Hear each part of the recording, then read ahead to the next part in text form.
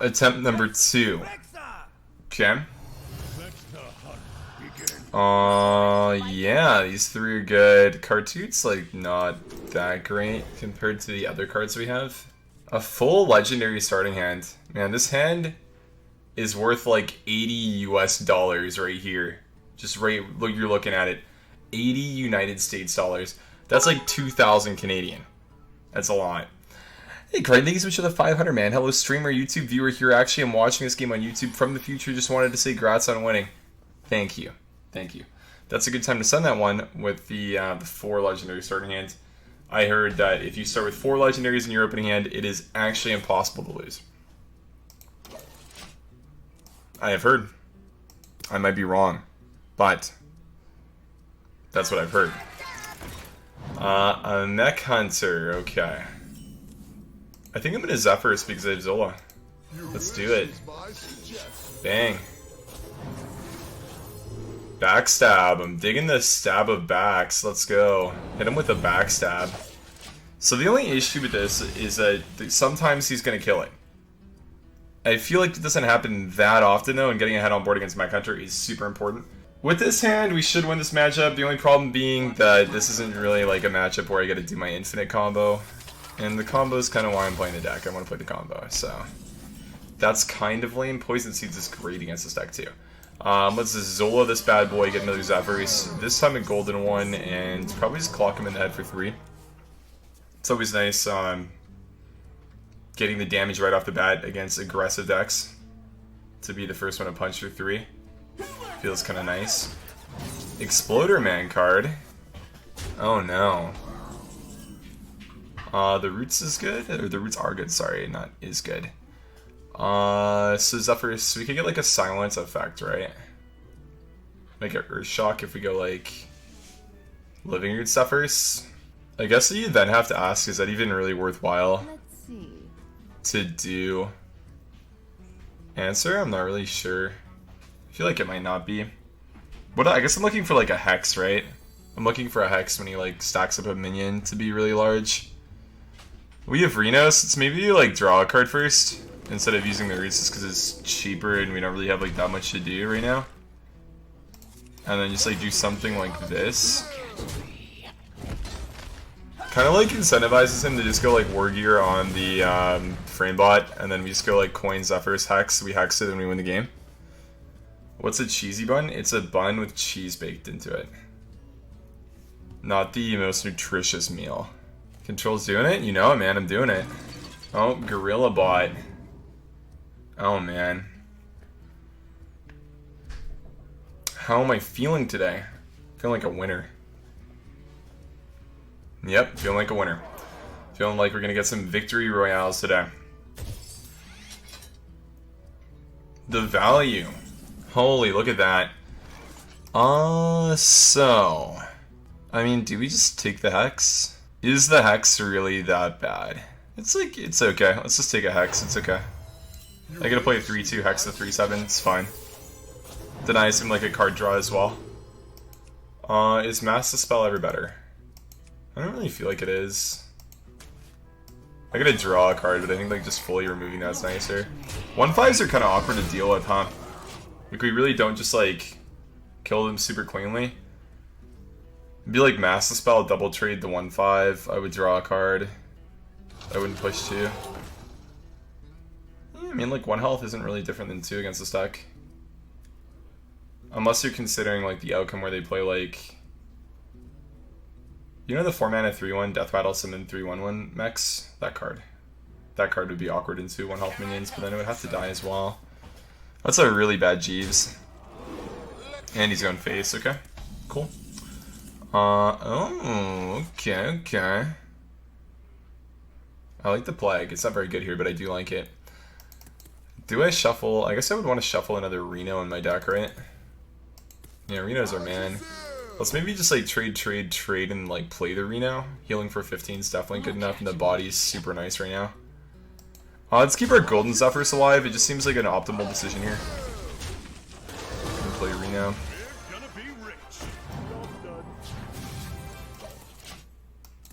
Can't believe I still don't have this card Golden. I've been I've crafted so many golden legendaries, but the thing is I haven't crafted like some really crucial ones. Specifically like Reno is one of the big ones, and Melganis. Those are like two of my biggest regrets, not getting those golden. Mech Warper, Framebot. So I just be like trade the small stuff off into the big stuff and play Plague turn. It could also just be Malfurion. Ooh, is he gonna kill it? Ooh, he's killing it. Okay. It's a quick shot and he trades. Nice ordering, buddy. Will he get punished? Maybe. Okay. So we should trade the Warper and then probably play the MILF. Yeah. Play the MILF. And you always hit the Poisonous here with the life total every time. This is like one really common mistake that a lot of Druid players make, is they just like don't pick Poisonous a lot. They don't pick Poisonous because they think they need to like make a wall or something. When 1/2 spiders are actually super good and honestly a lot more valuable in almost, I don't want to say every situation, but a lot of the time against decks like Mech Hunter, for example, because they just like trade 1-for-1 with like a medium to big size minion.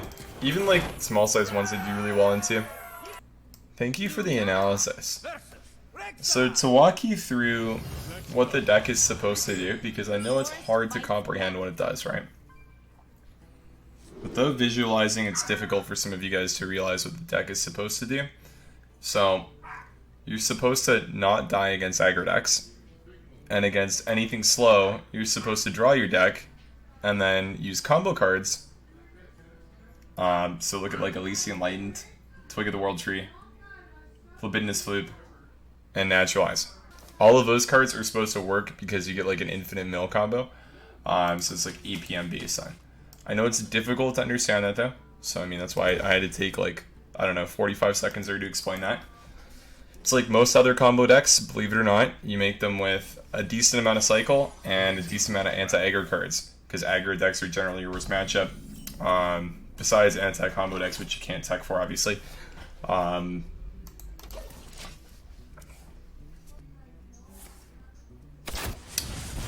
But yeah, it's kind of a difficult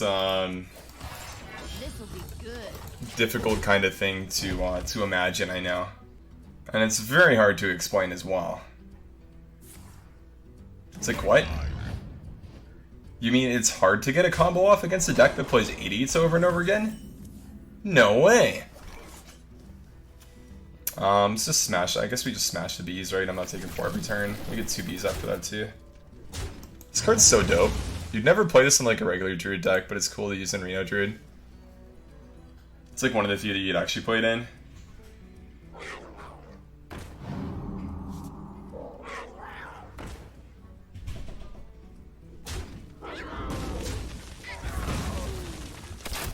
Shot but steady. So this is going to be a pretty long game. These are generally like Soul Jin Hunters, so they're going to be running like both Death Knights sometimes. Maybe not even both in Wild, huh? Maybe you just run one. Play the Howl though for sure. Thorsten's kind of nice here just to discount the hand overall, because it's like actually really clunky right now if you look at it. Basically just with the overflow, right? We have like 2 draws with Cold Light. I don't think it really matters what he does here. I think I just coin the Thorst and let him play the Twin Spell card into it. What is that? Whoa. Whoa, it's like Leper Gnome that costs 1 more and does 1 more damage. Huh, I don't know about that, to be honest. I don't know about that. Mark shot, okay. Is this like, this guy probably just drafted a really good arena deck and he was like, I want to play this arena deck again. So he takes it to Wild. Let's actually play Cartoot. Yeah, I actually like the Cartoot here. I think Malfurion's a lot easier to play and a lot more straightforward later on when he plays like a single moderately large minion. Whereas like Cartoot's just good right now. Okay, that's a pretty cool hint there that his deck runs things that aren't just beasts. I guess the Sand Troop is the Sand Trooper's not a beast. You already know that. A little bit. Maybe it's not weird because it's just like a tutored draw, but it's expensive for a tutored draw. Unless you're like a combo based deck, this is like kind of weird to play. Maybe the Sand Trooper is like the only non-beast though, and then he just gets like the Sand Trooper. He like keeps them in his mulligan and the rest of his cards are beasts, I guess. Something like that could make sense too, I guess. Deadly Shot's fine. Okay, so he removes the Cartoon. We're still looking really good though this game, honestly. Vulture. Oh, you're right, he did get it from Arksha, my bad. Correct Mundo, amiga. Let's play the MILF so we get a new hero power. I think we are still going to go for Poisonous. It is really bad into the good old classic Deathstalker Rexar, but I'm okay with that. But yeah, you're 100% right. He did get that from Markshot. I just automatically assume because you see like Hyena in a Hunter deck, and you just like, well, if you're playing Hyena, you probably want some beasts. Okay, so we have a decent chunk of the combo. I think I might just like tempo the Zephyrs. How does that feel? I think I might just tempo the Zephyrs. I need to dump my hand a little bit, so actually we can dirty. Let's do this first. This is definitely the play right away. Because we have the Poisonous up, right? That's engaging. I think we do this now, Zephyrs, just see what we can get.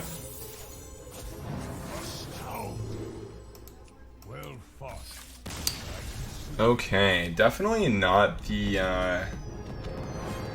game we're really looking for though, but that one was a victory nonetheless. I think you're gonna see that a lot too, is like you don't actually win with combo a lot. Lunara versus Valera. Watch your back. The forest fights back.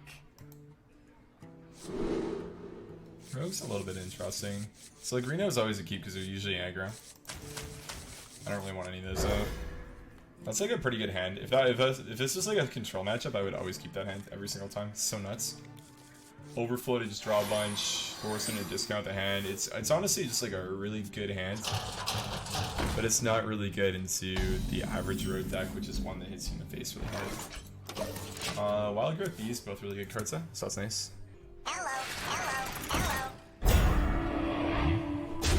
Okay, we're against the classic, good old mech rogue deck. So our opponent's gonna play Iron Sensei, and we're gonna beast it instead of Wild Growthing. So you could argue that I should have coined Wild Growth there. I just don't really feel like it's good enough. That's all. I don't know. Something needs like what am I coining Wild Growth into really? My death? Here I'm still just gonna. I'm not gonna beat it. Maybe I do. No, I just do this. I feel like they should have just rotated Wild Growth instead of nerfing it, but that's how I feel about like a lot of nerfs that they've done. Like Preparation definitely should have been rotated. Please don't let them +1 health that he left it with. Oh nice, +1 health on that, cool. I have a lot of combo pieces though, it's just nice. I'm gonna nourish for Christmas here. This will be good. What do we want to play before you overflow? Branching Pass for armor and bees is probably our next play. Hopefully play something that I can like bees into and clear next turn. Protocol 7. Linecracker's on a deck? I think the Linecracker deck's a deck. It's pretty cool. It's just different than this. They do different things, that's all. So we can get rich here, which is probably the best play we can make. Yeah, I kinda like getting rich. He clears it with that, and we with that. I actually technically just missed 1 damage, that's my bad. Maybe 1 armor is actually better than 1 damage on that. That could be true, for sure. Protocol 7. Medic, another 6/6. Backstab, trade the 12 face, not bad. Beautiful thing about this is that like branching pass saves us full health. You can also just cartoon into bees. Cartoon into bees is kind of good in like the case where we draw. We also get 3/1/1s, which is good. Because like he trades one of these and then like they have 3 health left over. He'll probably trade this 6/6 like dagger. Okay, so it's sap says. So then we get punished for not using naturalize. Let's see. The backstab. Okay, at least he's all in.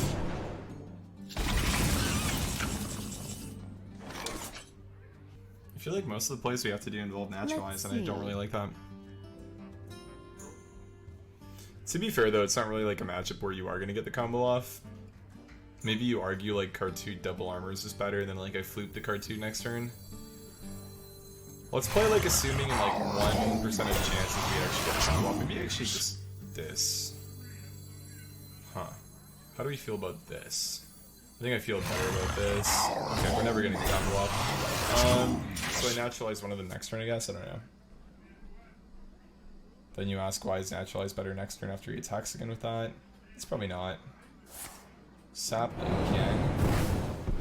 Okay, he's one off right now.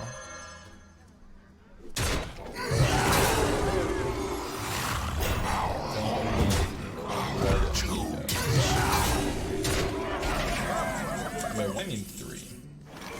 Yeah, my math is not very great. Okay, so I don't play Overflow until both of these are dead. We naturalize the 6/6. If I play Elise, do you guys know in what order it's duplicates cards? Is it from the left to right? What if? Because if it's from the left to right, then that's pretty good, right? I get a double naturalize. I don't think I really want a double natty though. Now how about? He has no more saps, right?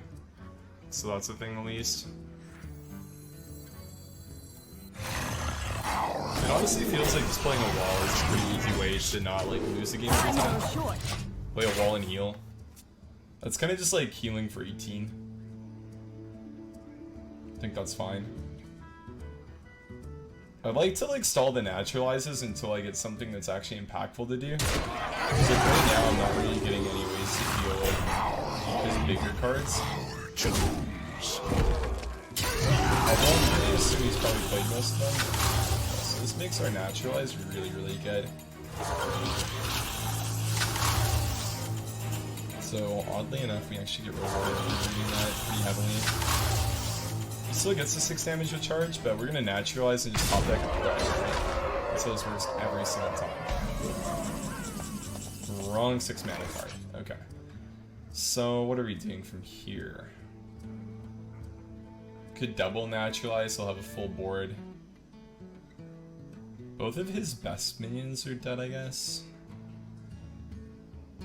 We don't really get anything that's like that great. Now how about? I feel like Elise just like does not seem like it's a play right now. I'm kind of like leaning Overflow. The only problem is he heals. Like the 6/6 becomes, or sorry, Mekaru becomes a 6/6 again.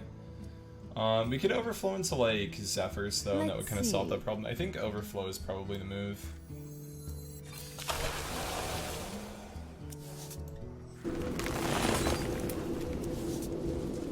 Time goes short.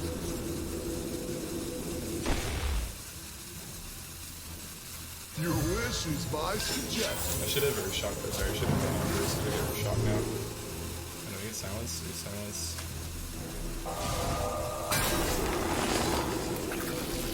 I don't have time to attack it anyway, but I'm just gonna attack here in case. At that time I missed it. My bad. Okay. That was good though. I was confused on whether or not I was gonna get the silence though, but I definitely think that we wanted to like get rid of the situation where he got a bunch of 1/1s. This really wasn't the move.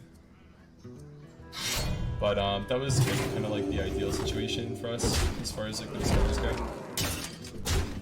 This guy's deck is actually really interesting.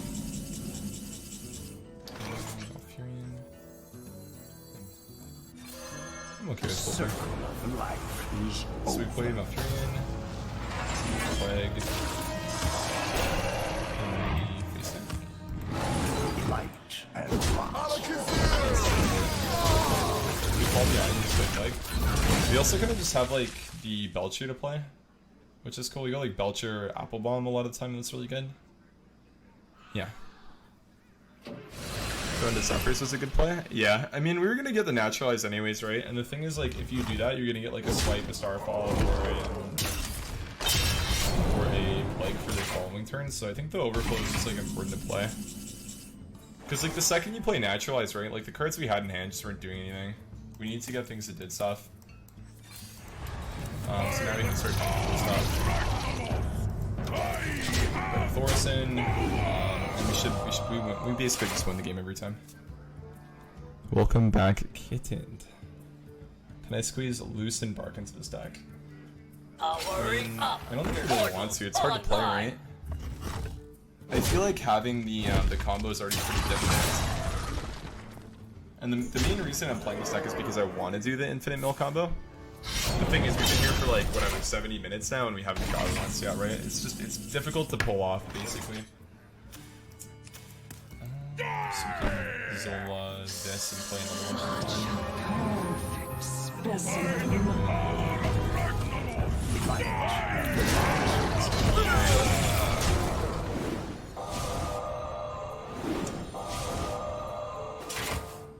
All my cards are almost free. You can play the entire hand almost. What is this combo you speak of? It involves Elysian Enlightened, Libidinous Flip on Elysian Enlightened. Then you also need to trigger the Red to continuously play Flip, and then Naturalize. And effectively, every time you play the combo, you get to go ahead and just remove 2 cards from your opponent's deck or make them fatigue, 2 deeper into the fatigue pile. And then you end up just like OTKing them.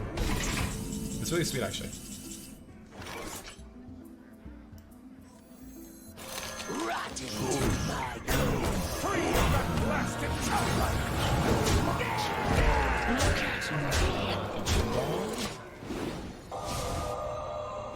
But that would be the combo.